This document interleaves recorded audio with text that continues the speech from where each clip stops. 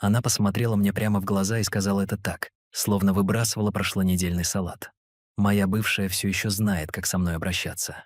Ни дрожи, ни вины. Только этот маленький самодовольный наклон головы, который говорил, что она думала, что чего-то захочет. Мы только что поужинали. Если курицу и холодное молчание можно назвать едой. Я спросил, не хочет ли она пойти куда-нибудь выпить? Может, в кино, куда-нибудь. Куда угодно. Ее ответом было очередное пожатие плечами. Затем эта фраза. Это чёртова фраза. Я не кричал, ничего не бросал, не спрашивал, кто он такой или когда это началось. Я просто стоял и смотрел на нее, как на совершенно незнакомую женщину, которая вошла на мою кухню и начала перестраивать мою жизнь. Затем я прошел по коридору, открыл наш спальный шкаф и достал старую кожаную дорожную сумку, которой не касался годами. Я бросил туда ровно столько, чтобы стало ясно, что я не убегаю. Я уходил чистым, острым, не оправдываясь. Она последовала за мной по коридору, скрестив руки, ухмыляясь, как какой-то школьник, только что выигравший конкурс по взглядам. «Вау, правда? Это все? Ты просто собираешься собрать вещи и сбежать?» Я не ответил. Я даже не посмотрел на нее.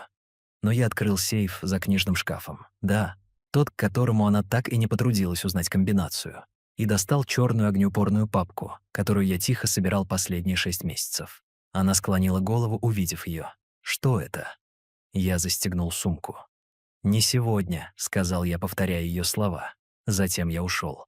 И прежде чем мы пойдем дальше, если это зацепило вас так же, как меня в ту ночь, сделайте мне одно одолжение. Подпишитесь. Более 90% из вас слушают без подписки. Но этот канал работает на реальных историях и настоящем огне. Ваша поддержка имеет огромное значение. Вернемся к Наталье. Она не звонила, не писала, ни той ночью, ни на следующее утро. В этом-то и дело с такими людьми, как она. Они думают, что молчание означает силу. Они не понимают, что для некоторых из нас молчание — это скальпель. Вы используете его, когда работа уже наполовину выполнена. Она, вероятно, думала, что я ныл в каком-нибудь убогом мотеле, ел еду на вынос и сожалел обо всем. Чего она не знала, так это того, что я ушел не только с зубной щеткой и носками. Я ушел с планом, списком и каждым документом, который она когда-либо подписывала, не читая. Потому что 6 месяцев назад, когда начались головные боли и участились девичьи вечера, я начал обращать внимание не на нее, а на все вокруг нее. Наши счета, наше совместное имущество, ее самодовольная привычка пересылать мне вещи для подписи. И я стратегически подписывал, пока она скучала по мне. Я тихо переводил все ключевые активы в новые компании, трасты, ООО, все юридически оформлено, все пуленепробиваемое, некоторые даже на ее имя, но запертые изнутри. Наталья понятия не имела, что кондоминиум на пляже, который она называла своим убежищем, технически принадлежал подставной фирме, где я был указан как управляющий партнер, или что курортная недвижимость, из-за которой мы спорили неделями, больше не принадлежала нам. Она была продана другой подставной фирме, чей почтовый ящик находился в складском помещении в Неваде. А затем была резервная копия электронной почты. Я дублировал наши облачные аккаунты. Не чтобы шпионить. Сначала нет, но в тот день, когда она оставила свой ноутбук открытым, и я увидел подтверждение бронирования отеля под другим именем, это изменило все. Сбросы паролей, бронирование, заметки в Винма для Дэа — все это рисовало картину. Она думала, что я слишком стар или слишком устал, чтобы заметить. Я никому не говорил. Ни брату, ни адвокату. Пока нет. Но я начал готовиться, потому что Наталья не просто предавала мужчину. Она шла по минному полю. Она не знала, что я 30 лет учился строить. Тихо, стабильно, из бетона и стали. В ночь, когда я ушел, я не хлопнул дверью. Я ничего не сжигал. Я не плакал. Я поехал в маленький арендованный домик, который подготовил за неделю до этого. Ключи под ковриком, коммунальные услуги уже подключены. И я сел, открыл свой ноутбук и начал фазу 2. Тем временем дома она, вероятно, наливала себе еще один бокал вина, представляя меня в каком-нибудь жалком маленьком мотеле, скучающем по ней. Она понятия не имела, что буря уже началась, и она стояла в самом центре с железным прутом в руке. Она бы не осознала этого, пока не пришла Дженна. Но к тому времени было уже слишком поздно. Дженна пришла на следующий вечер, все еще в рабочей одежде, держа бутылку красного. как будто это было предложение мира.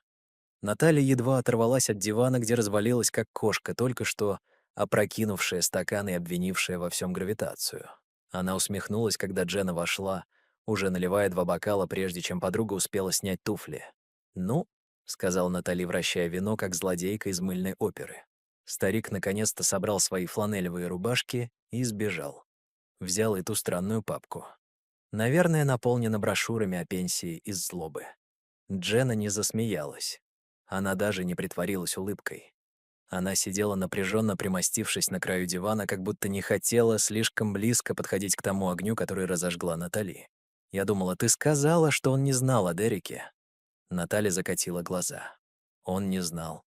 И если бы знал, что он мог сделать, написать об этом в Nextdoor, он не то чтобы мистер Драма.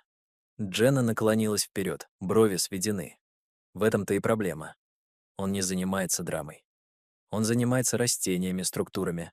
Помнишь патио, которое он построил у меня на заднем дворе? Тихо, быстро, чертовски прочно. Он не сказал ни слова. Просто появился с чертежом и превратил гравий во что-то постоянное. Наталья. Ричард не спорит. Он строит месть, которая не выглядит как месть, пока она не станет бетонной. Наталья отмахнулась от нее, полусмеясь. «Ты драматизируешь». Дженна не сдвинулась с места. Вместо этого она достала телефон из сумки. «Хорошо, тогда объясни это». Она открыла электронное письмо и протянула его. Наталья взглянула, и ее ухмылка дрогнула. Cinder Compliance in Internal westfordcapital.com. Тема «Срочно. Требуется немедленное действие». Тело письма. Пожалуйста. Ознакомьтесь с вашими недавними раскрытиями информации относительно внеофисных поездок, финансируемых за счет корпоративных грантов на оздоровление. Нераскрытие романтических или личных отношений с соответствующими лицами может привести к внутреннему расследованию и возможным санкциям.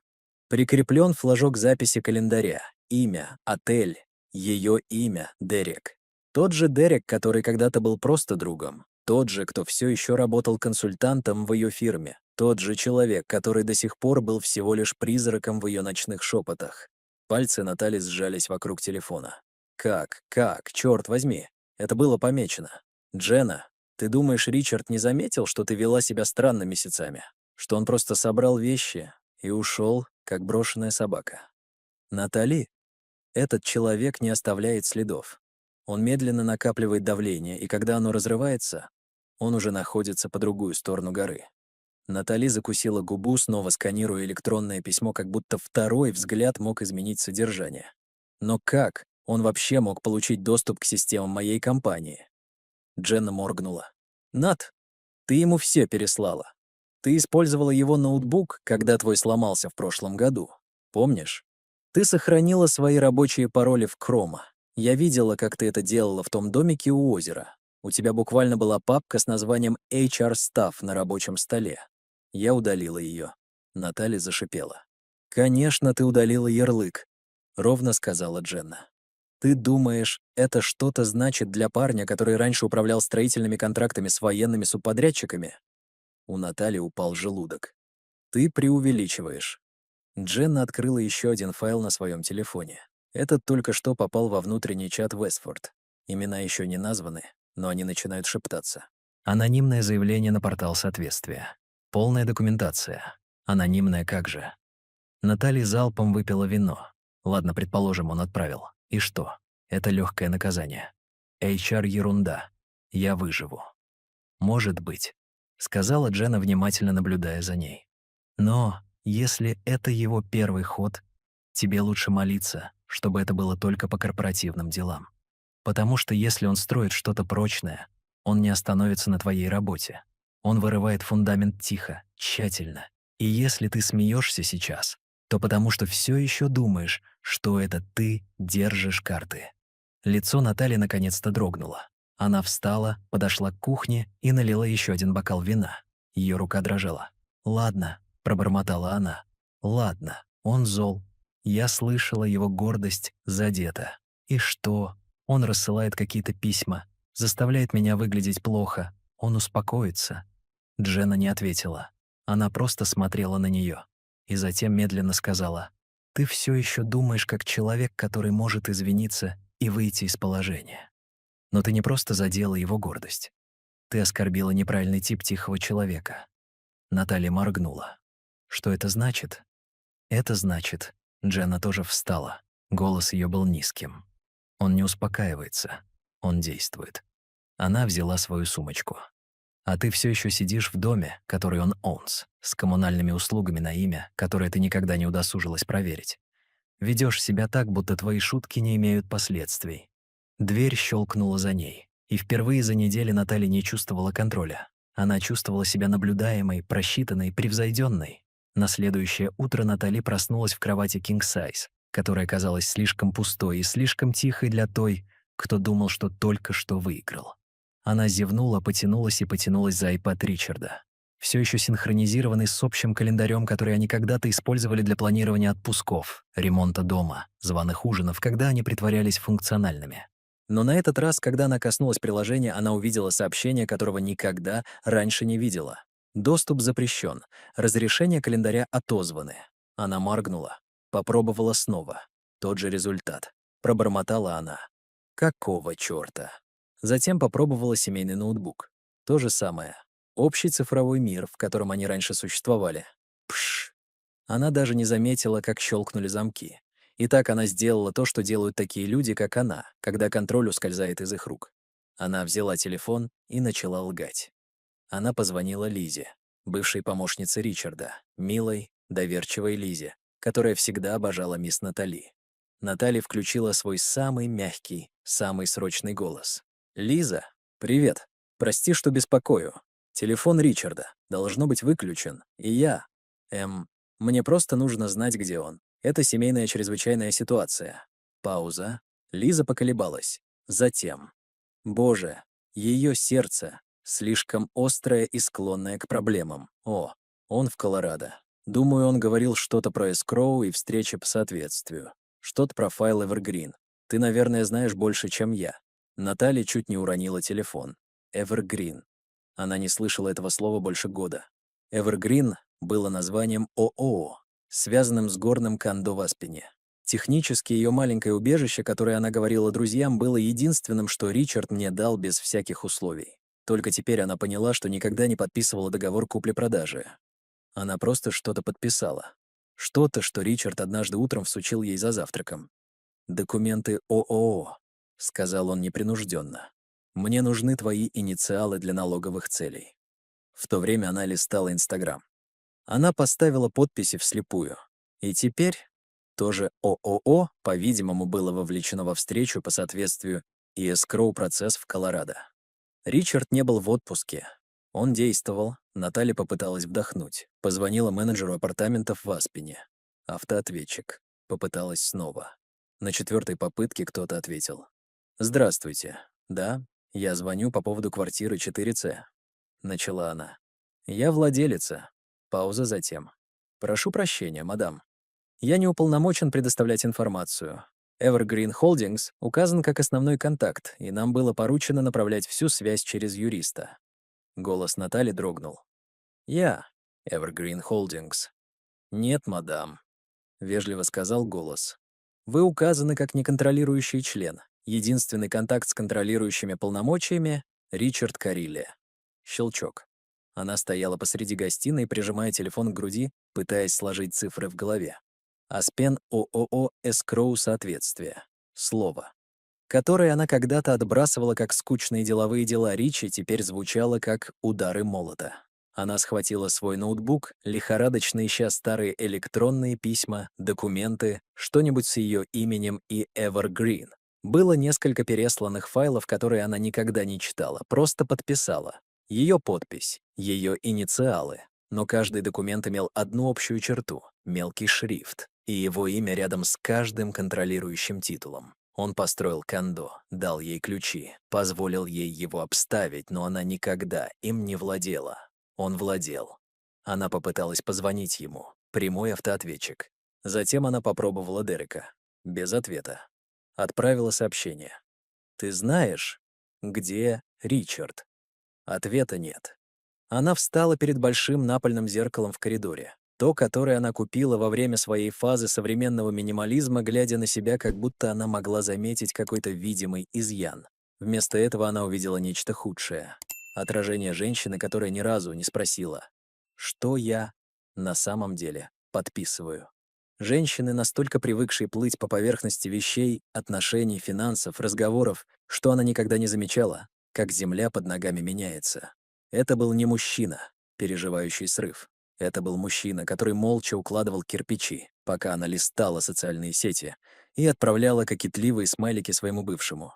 Она теряла не просто дом для отдыха, она видела, как ее иллюзии отбирают, не силой, не криком, а бумагами, идеально исполненными, пока она попивала вино и смеялась.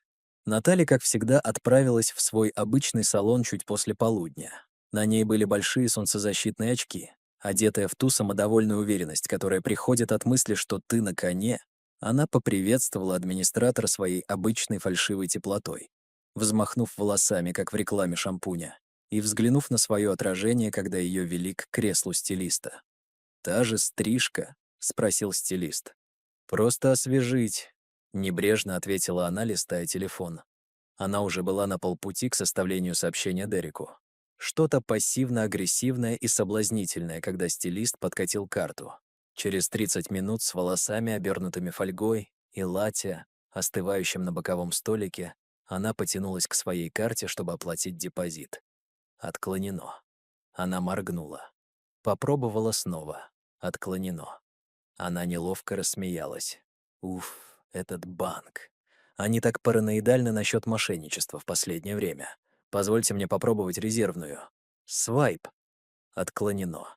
Стилист смотрел на нее как на нечто, наблюдающее за реальным взрывом классового статуса. Наталья выдавила улыбку, щеки напряжены. «Подождите, я просто сделаю перевод. Ничего страшного». Она достала телефон и открыла банковское приложение. Общий счет, который она всегда называла нашей страховочной сетью, исчез. Не низкий баланс, не заблокирован, 0. Баланс 0 Таурус. Транзакционный счет закрыт. Статус карты деактивирован. Она почувствовала, как холод ползет по затылку. Она позвонила в службу поддержки, стиснув зубы, стараясь звучать спокойно. «Привет. Да, у меня возникла проблема с совместным счетом. Похоже, он был закрыт. Этого не может быть». Женщина на другом конце имела мягкий тон того, кто собирается сообщить плохие новости незнакомцу, которого им никогда не придется видеть. «Да, я могу подтвердить, что совместный счет с окончанием на 342 был официально закрыт 6 дней назад. Запрос на закрытие был обработан с подписями обоих держателей счета». Наталья рассмеялась. «Это невозможно. Я никогда ничего не подписывала». Еще одна пауза. «Ну, — сказала представитель, — у нас есть отсканированные формы авторизации с обеими подписями от 11 марта. Похоже, они были поданы лично в отделении Гленвью. 11 марта. Ее желудок скрутило. Это были выходные, когда Ричард заставил ее пойти в этот дурацкий налоговый офис. Сказал, что ей нужна подпись на форме для вычетов. «Просто рутина», — сказал он, подталкивая папку через кухонный стол, пока она листала Pinterest на своем iPad. «Поставь инициалы здесь. Подпиши там». Она не смотрела. Она была на полпути к планированию весенней поездки в Палм-Спрингс с Дженной. Она вспомнила тот момент с мучительной ясностью. Она вспомнила точное чувство безразличия. Она повесила трубку на середине звонка и бросилась наружу, оставив своего стилиста и фольгированные обертки, как сцену из реалити-шоу. Она села в машину, глаза дико блестели, пытаясь разобраться. Ричард не просто опустошил счет, он ее не взломал.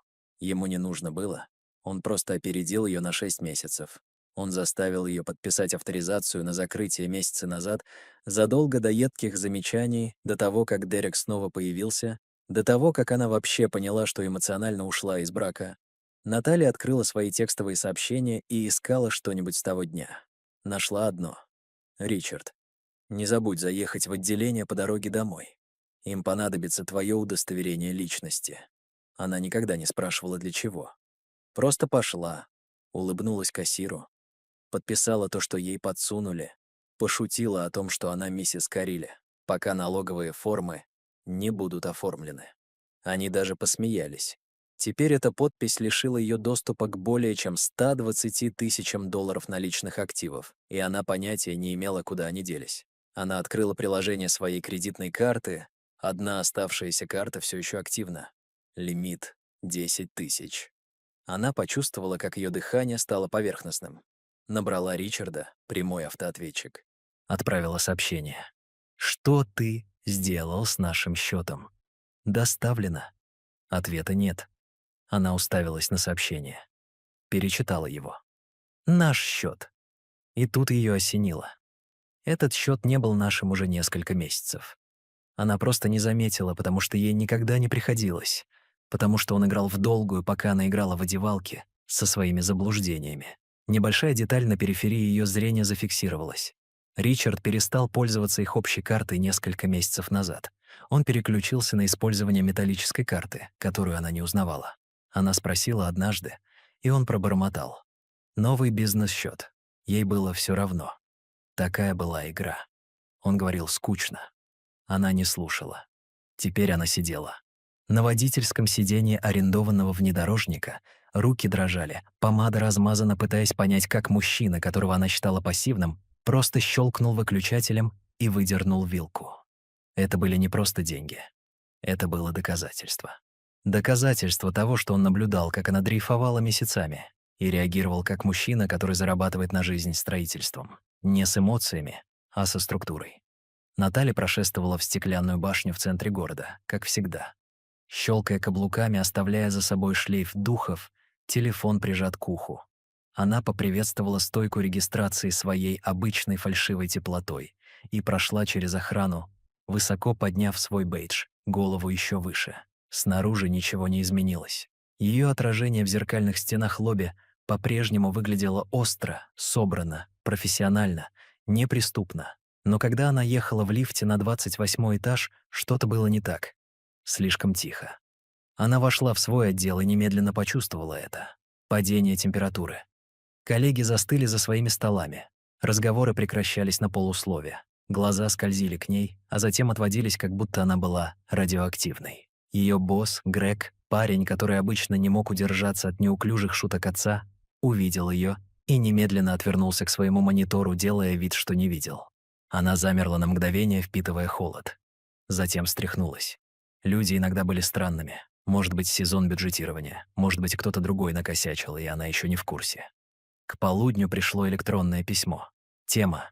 Встреча HR. 12:30. Конференц-зал Б. Участники. Вы — директор HR, руководитель отдела соответствия. У нее сжался желудок. Она вошла на 10 минут раньше, как будто уверенность могла что-то значить. Села, слишком широко улыбнулась, подождала. Первой вошла директор HR. Без зрительного контакта, только вежливый кивок. Затем руководитель отдела соответствия. Человек, которого она видела только один раз во время онбординга. Он выглядел так, будто предпочел бы быть где угодно. Человек, которому было поручено доставить новости и тихо исчезнуть. Папка на столе уже была открыта. «Мисс Брэдфорд», — начала директор HR. Ее голос был ровным. «Мы получили документацию относительно потенциального конфликта интересов, который вы не раскрыли. Это касается вашей внеофисной деятельности в прошлом квартале, в частности, саммита по лидерству в области оздоровления в Палм-Спрингс». Наталья моргнула. Я подала послеконференционный опрос и квитанции за проезд. Все было. Руководитель отдела соответствия подвинул лист по столу. Счет из отеля. Выделенная строка номер 204. Бесплатно в рамках вашего контракта с поставщиком. Гость 1 — Наталья Брэдфорд. Гость 2 — Дерек Маршалл. Она замерла. Тот самый Дерек, с которым она столкнулась во время той поездки. Тот самый бывший, с которым, как она клялась, у нее нет никаких текущих связей. Тот самый человек, который когда-то работал над учетной записью поставщика, которую ее компания только что возобновила. Ее голос едва работался. Я не знала, что это будет помечено. Мы не... Это было не очередное письмо, подсунутое вперед. Тема вложения электронной почты. Все еще знаешь, как со мной обращаться? С смайликом от marshallsoft.solutions.com. В итоге. Westforce Capital из Брэдфорда. Вложение. Booking as conform .jpg. Она не могла дышать. Как ты это получил?» Директор по персоналу откашлялась. Они были представлены через наш сторонний портал соответствия. Полностью анонимные, но чрезвычайно подробные. Пальцы Натали задергались по бокам. Кто-то прошел через правильные каналы. Ни скандал, ни вирусное видео, просто нарушение политики, корпоративное неподобающее поведение, такое, которое не кричит. Оно просто аннулирует твой пропуск, пока ты говоришь. Она попыталась оправдаться. Это не то, чем кажется. Это была комната. Он просто заскочил. Мы не договаривались. Я даже не думала. Вы не раскрыли ваши отношения. Как ни в чем не бывало, сказал офицер по соответствию. Сам вид неподобающего поведения является нарушением. Но мы не сделали ничего незаконного, возразила она. Никто не обвиняет вас в незаконных действиях, сказал директор по персоналу. Мы оцениваем риски, ответственность, добросовестность поставщиков и нарушение этических норм. Это процедура. Процедура. Самое уродливое слово в лексиконе отдела кадров. В голове Натали проносились мысли. Кто знал? Дженна? Нет. Дженна бы ее предупредила. Дерек? Маловероятно. Он был слишком самосохраняющим. Никаких следов, никаких незавершенных дел, что оставляло только одного человека — Ричарда. У нее пересохло в горле. Он не кричал. Он не появлялся в ее офисе, пьяный и драматичный. Он ей не угрожал. Вместо этого он использовал те инструменты, которые она недооценила — систему. Он отправил это тихо через правильный портал. Никакой подписи, никаких улик, но много подтверждений. Ему не нужно было, чтобы ее уволили. Ему нужно было, чтобы она была разоблачена. «Что теперь будет?» — спросила она. Голос дрожал. «Мы начнем внутреннее расследование», — сказал директор по персоналу. «Вас не увольняют, но ваш доступ к поставщикам приостановлен. Вас переведут на должность, не связанную с клиентами. На время расследования до получения дальнейших результатов». Наталья слишком быстро встала. Комната поплыла. «Я буду сотрудничать». «Конечно, это просто», — рассмеялась она резким, лишённым юмора смехом. «Просто недоразумение. Старый друг и неудачное время». Никто не ответил. Она вышла из комнаты медленнее, чем вошла. Дверь закрылась за ней, как сейф. Снаружи ее коллеги даже не пытались сделать вид, что не смотрят. Некоторые переглянулись. Одна девушка прошептала, прикрыв рот рукой. Наталья вернулась к своему столу, открыла пустое письмо Дереку и удалила его. От этого добра не жди. Затем она открыла URL портала соответствия просто, чтобы посмотреть. Идентификационный номер отчета был там, с временной меткой. Дата — утро после того, как она сказала ту фразу Ричарду на кухне. Мой бывший все еще знает, как со мной обращаться, по-видимому, как и ее муж. Он встретил ее последствиями, обернутые в профессионализм, доставленные с бантом. Домоуправитель едва взглянул вверх, когда Наталья прошла через мраморное фойе Виро, роскошного здания, которое она с гордостью называла своим личным аварийным люком. Она бросила ему натянутую улыбку, притворяясь, что все в порядке, притворяясь, что туфли на каблуках, которые она носила, не шатались под давлением. Но как только она свернула за угол к лифтам, она замерла. На двери квартиры 8004 было что-то уродливое, жирный красный шрифт. Уведомление о выселении, неуплата договорных обязательств. Квартира подлежит немедленному освобождению. Ее челюсть отпала. Она сорвала его с двери, сердце колотилось и вставила ключ в замок. Он щелкнул, но не открылся. Задвижка. Она ударила кулаком по двери. Какого чёрта? Щелчок. Изнутри дверь отворилась.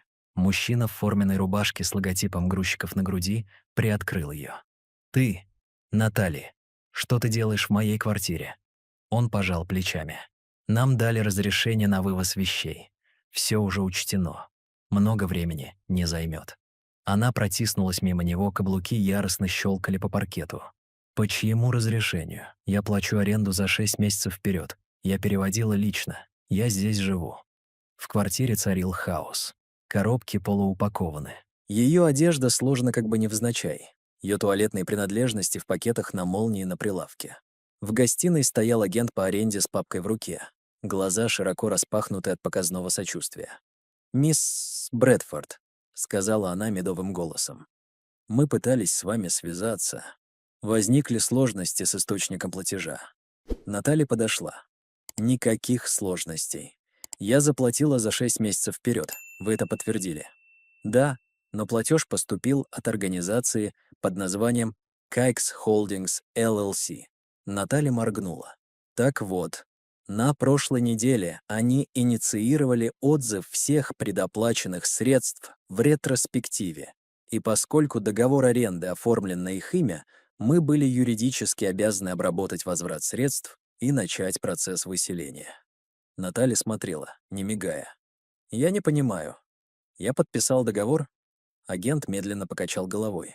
«Вы подписали как арендатор, но держатель договора — организация, владеющая правами на квартиру. Это Kikes Holdings, зарегистрированная в Делавере».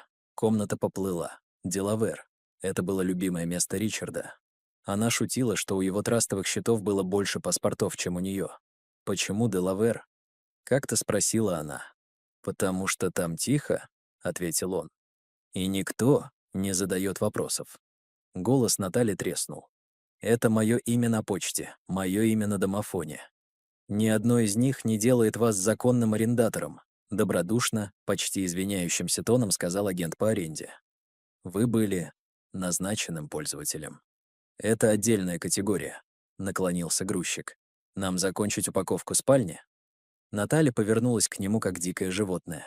«Нет, вы не можете к этому прикасаться. Я здесь живу. Вы не можете». Но тут ее слова застряли в горле, потому что она кое-что вспомнила. 6 месяцев назад Ричард отпустил сухую шутку за ужином. «Ты не первая женщина, которая арендует помещение, которое на самом деле никогда не принадлежало ей». Она не обратила внимания. В то время она думала, что он ссылается на что-то, что видел по новостям. Теперь она поняла, что он предвещал. Ее дыхание стало прерывистым. «Подождите», — сказала она, ее глаза метались. «Если договор аренды недействителен, я могу его восстановить, верно? Я заплачу сейчас. Я переведу средства сегодня. У меня есть деньги». Агент по аренде колебался. К сожалению, квартира теперь находится в статусе переназначения. Другая сторона уже выразила намерение арендовать. Действует окно блокировки на 48 часов, и вы больше не являетесь авторизованным контактом. Наталья отшатнулась к кухонному острову. Эта квартира была ее тайным миром. Место, куда она отправлялась, когда ей нужно было отдохнуть от Ричарда, квартира, которую она использовала для встреч с Дереком, место, где она хранила подарки, которые не хотела, чтобы Ричард видел, место, где она шептала, смеялась и чувствовала себя умной. И это не было ее, никогда не было. Он позволил ей играть в арендатора, дал ключи, позволил украсить, дал ей иллюзию независимости. Но каждая бумажка имела его отпечатки пальцев за кулисами. Она была гостем, безбилетником с разрешения. Теперь разрешение было отозвано. И единственное, что было более унизительным, чем осознание того, что ее выселяют, это осознание того, что ей разрешили находиться здесь. Как арендатору в симуляции, построенной так, чтобы взорваться в тот момент, когда она почувствует себя слишком комфортно. Ее телефон зазвонил. Письмо. Тема. Подтверждение цифровой почтовой комнаты. Kikes Holdings LLC. Возврат средств обработан для старого номера счета аренды 804. Средства возвращены согласно пункту о возврате средств, согласно протоколу расторжения. Дата? В тот же день, когда она сказала Ричарду: «Мой бывший все еще знает, как со мной обращаться». Она уставилась на экран. Он не просто реагировал, он рассчитал время. Он выдернул доски под ногами, как только она подумала, что научилась танцевать. Наталья уронила уведомление о выселении. Впервые ей нечего было сказать. Наталья как раз наливала себе третий бокал вина, когда зазвонил звонок. Сначала она не двигалась, просто сидела на диване своей теперь мучительно временной квартиры. Голые стены, наполовину распакованные коробки, ваза с умирающими розами. Она купила их из упрямства. Вино плескалось в ее бокале, как будто пытаясь сбежать. Звонок зазвонил снова. Более срочно. Она подошла к панели, нажала на динамик. «Да, это я». Голос Джены был резким. «Открой дверь». Наталья пропустила ее, сбитая с толку. Дженна никогда не говорила таким тоном, если только что-то не было очень плохо. Через минуту дверь распахнулась, и Дженна ворвалась, как будто только что вышла с места преступления. «Я звоню тебе уже 2 дня», — прошипела она. Наталья моргнула. Я была занята чем?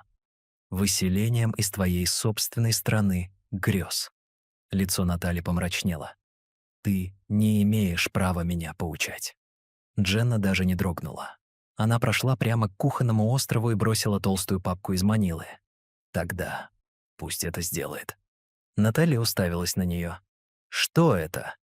Глаза Дженны были широко распахнуты, не мигая. Доказательство того, что тебя стерли. Наталья выпустила сдавленный горький смешок. Он блефует. Это все показуха. Умеренный приступ ярости в замедленной съемке. Ему надоест. Дженна не улыбнулась. Нет, он не блефует, он стратегически мыслит. А ты все еще застряла в первом эпизоде своего собственного ситкома, в то время как он уже снимает финал. Наталья схватила папку, открыла ее. Сердце колотилось. Внутри скриншот, панель входа, безопасный сервер, внутренний административный портал, заголовок наверху. Отмененный доступ супруга. Завершено. Идентификатор отправки. Временная метка, ее имя, ее старый адрес электронной почты, ее архивные коды авторизации. Статус. Привилегии доступа отозваны навсегда. Колени Натальи подкосились. Дженна подошла ближе, голос тихий. Он подал это в ночь, когда ты сказал эту вещь о своем бывшем. Наталья покачала головой. Нет, нет, это... Он не может просто стереть меня из наших счетов. Он не стер, сказала Дженна. Ты стерла себя. Он просто подал документы. Наталья ухватилась за край счетчика. Что еще там есть? Дженна не моргнула. Отзыв доверия, обновление бенефициаров наследства, переопределение медицинских директив, удаление экстренных контактов. Все. Каждый канал, где твое имя когда-то стояло рядом с его, исчез. Ты больше не его жена ни в одной юридической системе, которая имеет значение. Ты даже не контакт. Наталья почувствовала, как сужается ее взгляд. Уши заложила. Он разводится со мной, не разводясь со мной. «Нет», — сказала Дженна, голос едва слышен. «Он тебя растворяет». Молчание повисло между ними, как заряженное ружье. Наталья подняла скриншот, сканировала мелкий шрифт, ища лазейки. Портал был связан с юридической фирмой в Бостоне, бутиковой фирмой, специализирующейся на реструктуризации активов руководителей. Она вспомнила название. Ричард однажды упомянул их за ужином что-то о тихих выходах. В то время она рассмеялась и сказала, что это звучит как роскошный хоспис для богатых людей. Он улыбнулся, не ответил. Он уже выбрал фирму, уже выбрал дверь. Уже исключил ее из всего будущего, которое, как она предполагала, ей принадлежало. Он не делает этого, чтобы причинить тебе боль, сказала Дженна, внимательно наблюдая за ней. Он делает это, чтобы очистить стол, как будто ты — файл, который нужно архивировать. Без скандала, без публичного беспорядка. Просто удалить. Наталья покачала головой. В ее голосе появился маниакальный оттенок. Он не может просто уничтожить брак. Есть законы, права, общее имущество, которое он защитил 6 месяцев назад. Дженна перебила. Ты подписал документы. Ты их не читала. Ты думала, он скучный, безвредный, легко обойти. Руки Натальи сжались вокруг папки. И что? Я просто все теряю. Он может притворяться, что меня никогда не существовало. Дженна, нет. Ты все еще существуешь. Просто не в той комнате, куда он входит. Дверь за ней скрипнула. Здание сдвинулось. Где-то дальше по коридору кто-то засмеялся. Все звучало далеко. Наталья опустилась на стул, глядя на папку, как будто она могла загореться. «Ты сказала, что он не устраивает грязных драк», — прошептала она. Дженна кивнула. «Он не устраивает». Наталья подняла глаза. Голос был пустым. «Тогда что это?» Дженна помолчала. «Это архитектурное возмездие. Такое, которое ты не видишь, пока не поймешь, что стоишь в доме, который уже признан аварийным». Наталья не плакала. Пока нет. Потому что где-то под всем отрицанием она поняла, что приняла тишину за слабость. И Ричард просто ждал, пока фундамент сгниет, прежде чем снести ее из своего будущего. Наталья не могла спать. Не из-за вины. Она еще не полностью приняла эту эмоцию, но потому что тишина становилась слишком громкой. Это было не только отсутствие сообщения от Дерека или то, как Дженна ушла, не попрощавшись. Это была пустота, которую создал Ричард. Она распространялась, поглощая части ее жизни один за другим, согласно юридической статье. Ей нужен был рычаг. Что-нибудь. Хоть что-нибудь. Она села в постели, взяла телефон и начала копаться в своих голосовых заметках. Где-то там она помнила, была запись, которую она сделала месяцы назад. Она даже не могла вспомнить, почему. Возможно, это должно было быть доказательством эмоциональной отстраненности Ричарда. Или, может быть, это был один из тех пьяных моментов, когда она думала, что была очень смешной. Файл назывался «Lol Rich Ignore». Она нажала «Воспроизвести». Звук потрескивал мгновение. Затем раздался ее собственный голос, яркий, самодовольный, записанный на мягкий звон бокалов с вином. «Знаешь, может, я оставлю Дерека на стороне? Ты едва ли заметишь. Ты так занята алфавитным порядком в чертовом морозильнике». Затем голос Ричарда. Тихий, усталый. «Ты думаешь, это смешно?» Она хихикнула на записи. «Раньше у тебя было чувство юмора, детка. Расслабься». Еще одна пауза. Затем снова Ричард ровным тоном. «Ты хочешь этого брака или тебе просто нравится, как он украшает твою налоговую декларацию?» Снова ее смех. «Боже, ты драматична. Расслабься». «Я просто шучу». Она должна была остановиться. Наталья уставилась на телефон в своей руке, как будто он начал источать яд. То, что когда-то было легкомысленной шуткой, теперь звучало как признание, оружие. Что-то, что такой человек, как Ричард, мог бы положить на полированный стол в тихом зале суда. Что-то, что упало бы как камень. Она проверила метаданные. Запись 8 месяцев назад. Тогда она не знала, что Ричард все еще имел доступ к общему облачному хранилищу. Она не думала дважды о синхронизации резервных копий. Телефон делал это автоматически, загружая все в их общий диск, включая эту заметку. Она открыла учетную запись общего облака и проверила журнал доступа. Ричард скачал файл 3 дня назад. 3 дня назад. Ее сердце остановилось. Она бросилась к своему ноутбуку, пытаясь отозвать доступ, удалить файл, вытащить его откуда угодно, где он мог его сохранить, но было слишком поздно. Лошадь ушла из конюшни, а она стояла там с сломанным замком в руке, притворяясь, что у нее все еще есть ворота. Она попыталась рационализировать это. «Это просто шутка», — пробормотала она вслух. Никаких имен, никаких дат, никаких доказательств, что что-то произошло. Но это было больше, чем шутка. Это был ее голос, ее смех, ее точный тон, полный насмешки в прямой ответ на вопрос ее мужа о целостности их брака. И в юридической битве тон имел значение. Особенно, когда ты пытаешься аргументировать в пользу супружеской поддержки. Ее адвокат уже предупредил ее. Если он это документирует, а вы добиваетесь алиментов или сохранения активов, вам лучше быть чистой. Судьи не любят лжецов, они ненавидят манипуляторов. И теперь у вас есть голосовая заметка, помеченная ее же самодовольным почерком, которая звучит как улика А в психологическом профиле супружеского мошенничества. Она открыла свои сообщения и начала набирать Дженни.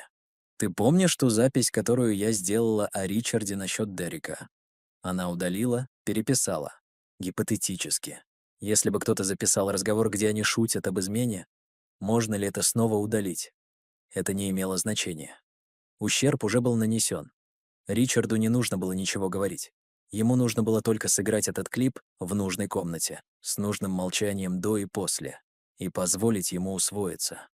Наталья уткнулась лицом в руки. Это был не какой-то скандал в таблоидах с криками и тушью, стекающей по щекам. Это не было слезное признание перед камерами. Это была медленно рушащаяся фундамент башни, съеденная изнутри. И самое худшее, она сама построила половину опор шуткой, усмешкой, своим собственным чертовым голосом. Она ходила взад и вперед, затем резко остановилась, а сознание ударило ее как пощечина. Если бы у Ричарда была запись, ему не нужно было бы говорить ни слова в суде. Ему даже не нужно было бы спорить. Он просто подождал бы, пока она подаст заявление о чем-либо.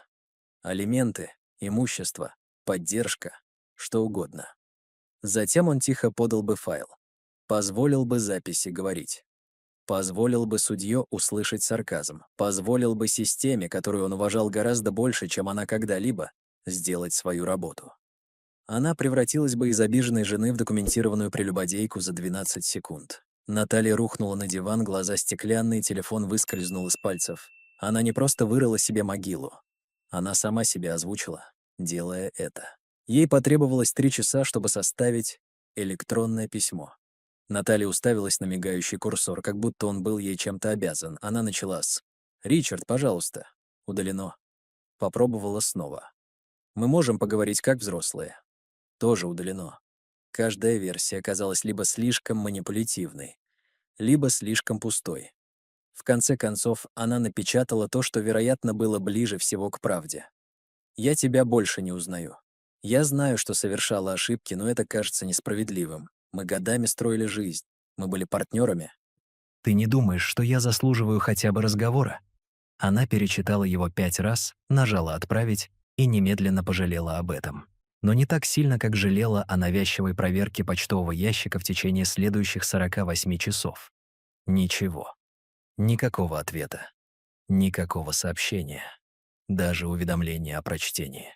Она обновляла свой почтовый ящик снова и снова, пока само действие не стало ритуальным, как будто, если она просто посмотрит достаточно пристально, он будет вынужден ответить. На 3-ю ночь, невыспавшаяся и нервная, она услышала сигнал. Ее глаза метнулись к экрану от Litigation Leonard-Harlow.com.